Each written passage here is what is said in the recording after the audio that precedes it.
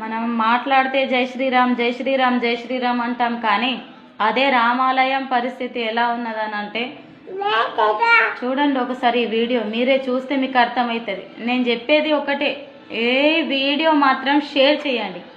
ఎందుకనంటే నాకు ఒక తమ్ముడు పంపించాడు ఈ వీడియో, ఖచ్చితంగా చెయ్యి అక్క నువ్వు ఈ వీడియో చెయ్యు అని చెప్పేసి ఒక 4-5 టైమ్స్ అయితే రిక్వెస్ట్ చేస్తే నేను ఈ వీడియో చేస్తున్నా.